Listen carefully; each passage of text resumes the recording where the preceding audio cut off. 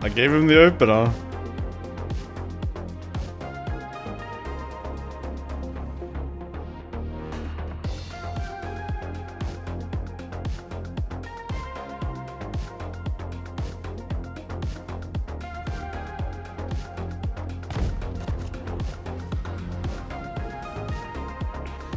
Another Hornet. I don't know where people are getting the idea.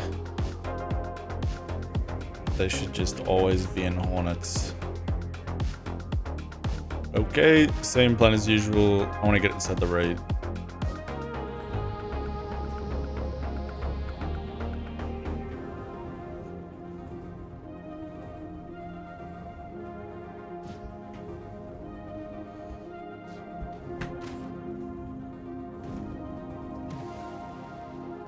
He wants the chaff, get distance.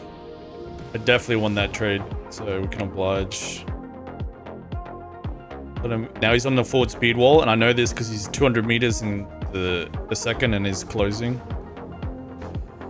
Just gotta be mindful of blacking out here. I don't know why we're so close to blackout. Let's just get some distance while we deal with that. Okay, again, look, 200 meters a second, 1K, 900 meters, meaning he's coming here. Trapped him on his forward speed wall. He's in trouble. I don't know why. Might have the blackout bug. It's a bit excessive right now. But look, at this range, as long as I focus on my lateral strafes instead of my forward, I'm a way harder target for him to hit than me to hit him. Looks like he's ejected. Good fight, man.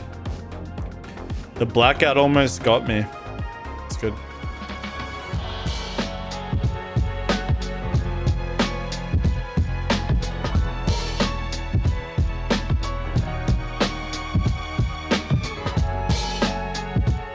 The thing about medium fighters is that you're isolated when you're going up against like the small craft. You're really isolated into like one flight style, and that is like a super defensive, try to get close but not too close, otherwise you lose the rate. And then if you get too far, then the target you're trying to converge your guns on is too small. So you really have to be in this like Goldilocks zone to make that ship work. And then the problem is you're playing this like losing style. You don't have different cards in your hand that you can play. You're isolated in. You need to hold them at a certain range that's not too far and it's not too short. And you have a ship that loses if they deploy any other tactic. So it's the reason I don't like flying them. Are they decent 1v1? Yeah, they're actually pretty great. But when it comes to doing anything else, to like, as a fight unfolds against multiple opponents or something, there's just extreme limitations on what those ships are capable of. And it's why I don't fly them. It's a ship where if you've got two opponents, it's over. It's like, another question people have is like, why the arrow? The answer with the arrow is that in a ballistic meta, which we despise, by the way, and I think I'll do a separate video on it, but the reason we fly the arrow is because you need to have like a damage output to size ratio in ballistics, because shields are no longer even thought about right now. Like, to give you guys an example, we don't even craft shields because they're a complete waste in the PvP meta. Nobody is thinking about shield health pools when the ballistics go right through them. Shields are just a distraction, not even worth thinking about at the moment. And because of that, the best damage to like agility to size ratio is the arrow. So it's like the Gladius is just a little too big, so it just takes more ballistic damage than the arrow would.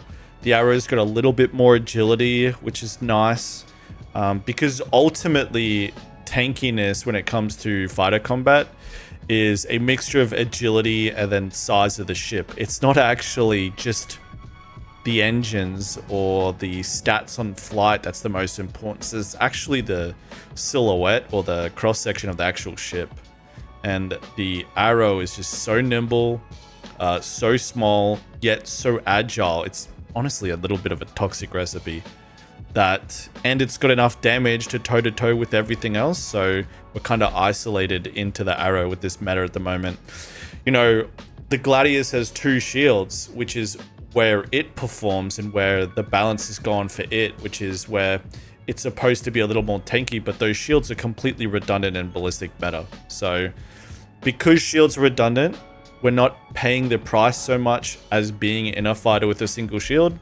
Therefore, the best mixture of the attributes we're trying to get the most out of is the arrow at the moment. So high agility, decent damage output, and a small annoying target to shoot at.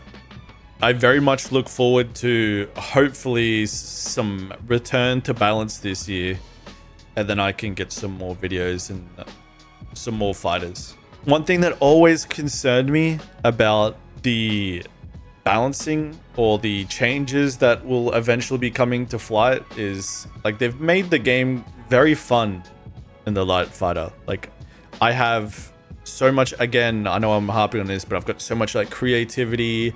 I can fly in multiple ways. You can create your own flight style. Like you have a range of ways to play. Whereas in other archetypes that are underperforming, like the heavy or the medium, because the flight's so limiting, you don't have those options. And I just hope that in their mind, they're trying to lift these other archetypes to perform shoulder to shoulder with, for example, the light fighter, rather than pulling the light fighter back. Yeah, the answer to games like this, guys, it's always to buff things. It's not to nerf things all the time. And I think it's time for the medium and heavy fighters to see their time in the sun. I know the M80, I think, has been a really great success. I don't think it's overpowered. I don't think it's underpowered. I think it's been a really solid release for the heavy fighter archetype.